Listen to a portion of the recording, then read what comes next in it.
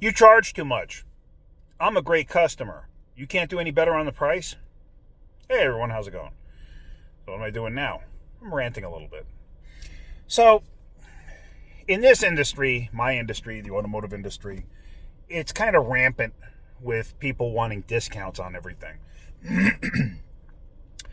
It's just the automatic assumption that we overcharge.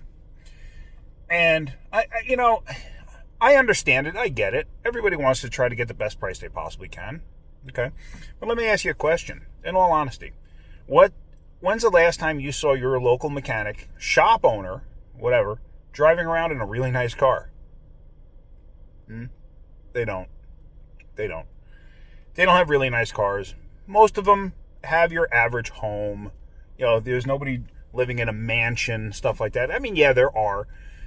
But normally it's not related to the car industry in terms of like a regular everyday repair shop. You have your upper end repair shops where stuff like that may be more commonplace. But as far as your regular mechanic goes, like myself or whatever, you're not going to find me riding around in a Lamborghini or something like that. It's like I'm going to drive an old junker, and like I got my pickup truck's got 275,000. My van's got 275,000. This Kia here only has, now it's got 76,000. I put 10,000 miles on this thing so far. But the body of this car actually has 125,000. But what I'm getting at is, customers are always asking for discounts, and it seems prevalent in our industry, my industry. Everybody, for some reason, seems to think that we should work for free, and not quite sure why that is. When electricians come over to your house to do something, plumbers, whatever, are you going to see if they can't give you a better price? Sure you are. Of course you are. Everybody's going to try to. But in our industry, I don't know why it is. Like, here's a great example. I had a couple of customers actually just last week. I had one customer in particular came in, and he says, hey, I got a noise in my car. Can you maybe, diagnose it and let me know what's wrong? Sure, not a problem. So I said, what kind of noise is it making? So he's describing the noise to me, and I'm like, okay, to me it sounds like a wheel bearing, what he's describing.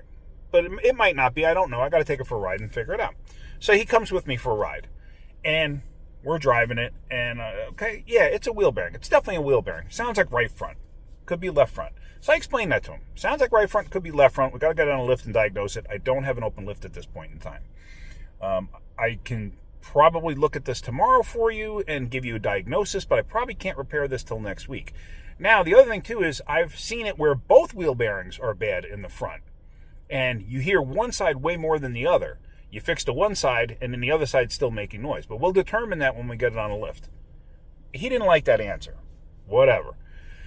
So he asks for a price. So I give him a price on one wheel bearing, and it was like $110, I think, for the premium bearing. It was $110. It was $400 in labor, and it was $140. I think it's $140 for a wheel alignment. So he's looking at the paper, and he's like, I'm okay with the parts price. I'm okay with the wheel alignment, but your labor is too much. Okay, what do you mean our labor is too much? Because you're charging too much for labor. What do you mean we're charging too much for labor? Do you know what's involved in doing that repair? Well, you're just changing a wheel bearing. Just changing a wheel bearing. You're just changing a wheel bearing. Yeah, it's a press-in wheel bearing. It's 3 hours of labor on that particular vehicle to change the press-in wheel bearing. You have to disassemble the entire front suspension. Now, before some of you get into, you don't have to disassemble the whole front suspension, you just get one of those hub tamer kits. That's great, but I'm not discounting my labor if I'm using something like that. I don't use one of those anyway, just so you know. But those like hub tamers where you could do it on the car, why would you do that and then reduce your labor? Why? There's no point to it.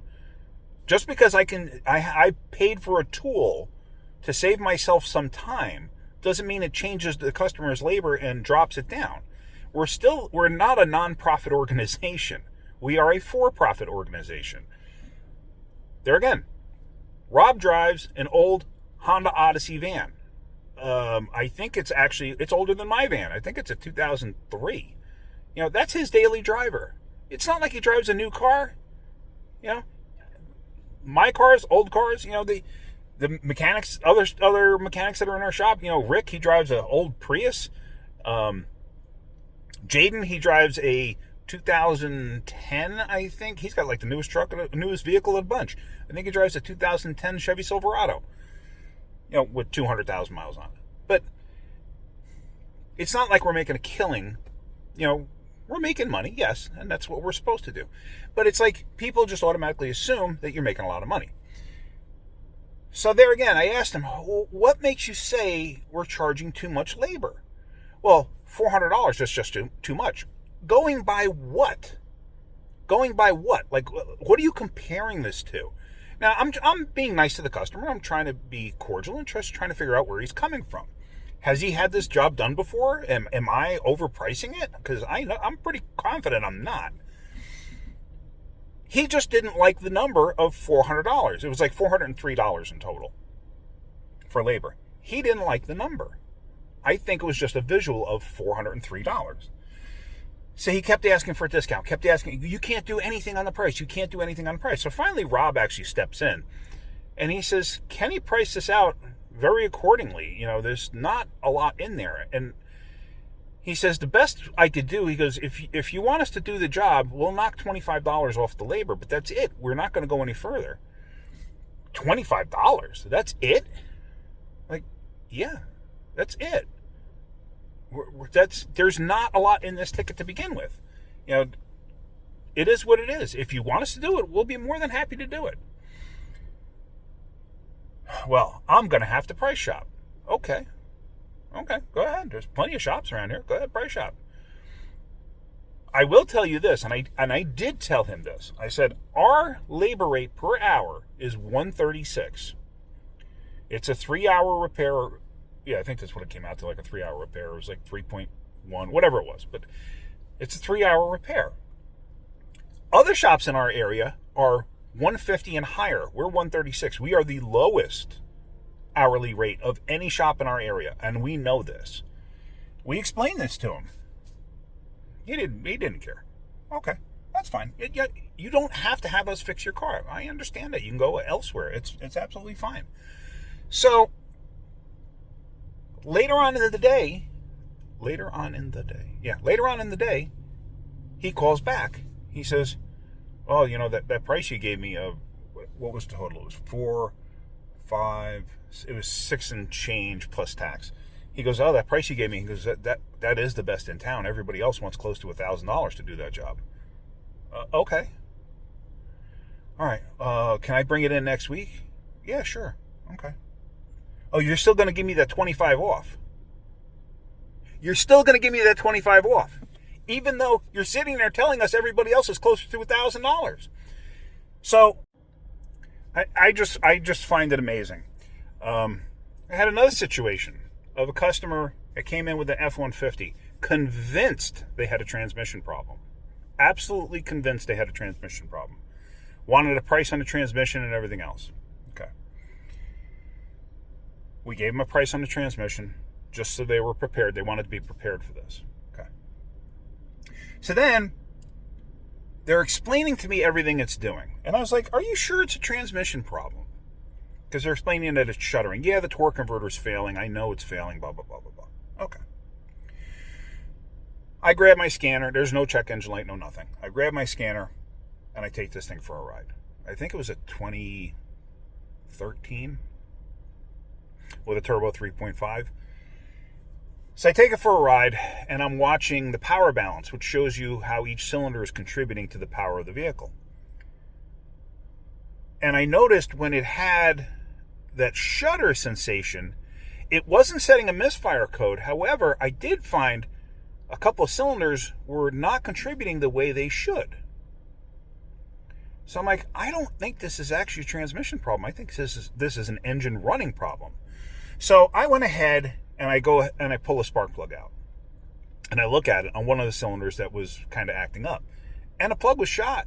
The thing had 100,000 miles on it. It was original plug. It was shot. It needed plugs. Excuse me.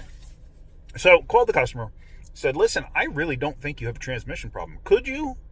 Possibly. However, I think you have a running concern, and we need to address the running concern first, because I think that's going to take care of your problem. All right, well, what's it going to take to do that? So I give him a price. Oh, that's too much. Okay. Let me call you back, he says. So he calls me back. He goes, oh, you're telling me spark plugs or whatever they were, $15 a piece. Uh-huh. Well, I can get them for $9.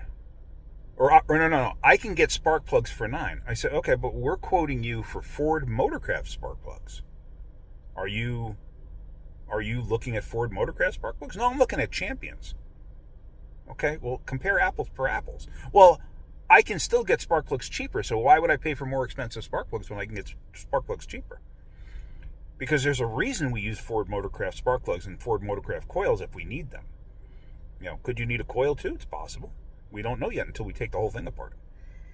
So, this guy then says, all right, well, I'm going to have to get back to you. Okay. So apparently he called this morning and he wants to set up to bring it in for us to fix it. So obviously he called around for pricing. So my whole thing with this is like I said, I understand people want the best price. But I'm almost thinking of putting a 24-hour lock on estimates, meaning you have a 24-hour period to get back to me, or a right now price. Because I've seen that before where other shops, if you want us to do it right now, here's the price. If you come back later, the price is going to change. I hate to say it, I really do, but it gets unreal how annoying people can be about stuff like this. It's like the guy who was already a customer, not the guy with the F-150, the guy with the other vehicle, who was already a customer. It's not like he was he'd come in for 3 oil changes in the last 2 years. That's all he'd been in for. Nothing else. It'd be a different story if, he brings his sister's car in, his brother's car in. He told his neighbors to bring their car in. Stuff like that. And I know, he's directing people to us. That does affect certain things. Hey, it's truth. That's how this industry works. So, you know what? If you're the kind of customer that's, telling all your friends and directing people to us, you know what? We're going to try to do something for you where we can. We can't always, but we're going to try. In all honesty, in that ticket, $25, maybe $50 would have been the max. Like I said, there was not a lot in that ticket. Plus, it was a New York car. It had an old New York inspection sticker still on it from 2019, if I'm not mistaken. And of course, me being from New York, I saw it right away. And I could see rust building up in the quarter panels. Right on the edge where the quarter panel meets the bottom edge and stuff like that. I could see, rust bubbling up there. So what's the likelihood of getting in there for a press-in wheel bearing? What's the likelihood of getting in there and finding stuff is seized? Okay? See, now that's all on us. That's all on us. I usually will include that in the price, meaning I've already given you an estimate, and unless something goes tragically wrong, I'm going to stick to that estimate. If something is really beyond us, it had nothing to do with us in the original estimate, there's just something really off about this repair, then I will call you and say, hey, listen, we've run into this problem. Well, okay, good example is I've pressed out hubs before, the actual hub where the wheel bolts to. I've pressed those out before, and the bearing was so shot that it actually grooved the hub, where the shaft presses into the bearing. I've actually seen that several times. Not often, but I have seen it. And of course, I don't know that until I take it all apart. So if I run into a situation like that, really all it does is to change the parts. It doesn't change the labor. But even still, that's going to be an added price to it, or an added cost to the repair. But anyway, so when you go to restaurants, do you ask for discounts? No. When you go to your doctor's office, do you ask for discounts? No. When you go to a grocery store, do you ask for discounts? No. But when you come to your local mechanic, you ask for discounts. Why is that? I don't know. All right. That's it. Rant over. All right. Hopefully you're getting something out of my videos. If you are, hit that like button. If you could, please subscribe. All right, guys. Have a great day. Keep wrenching.